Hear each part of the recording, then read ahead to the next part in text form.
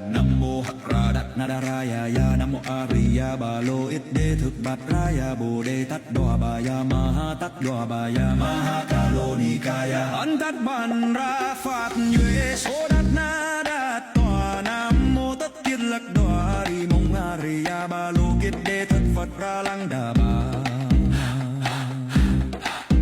Nam mô Na Ra Cân Chi Hê Ri Ma Ha Bàn Đa Sa Mê Tát Bà Tha Đậu Du Bằng Thầy Dùng Tát Bà Tát Đa Na Ma Bà Ya Ma Phật Đắc Đậu Đạt Điệt Tha An Na Bà Lô Hê Lô Ca Đế Ca Ra Đế Y Hê Ri Ma Ha Bồ Đề Tát Đoa Tát Bà Ma Ra Ma Hê Ri Đa Dùng Cu Lô Kích Mông Đô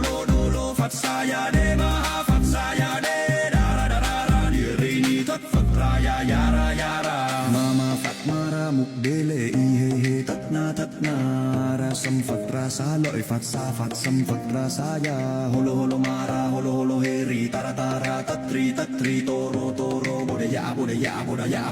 Di Đế Ri Ya Na Ra Cân Chi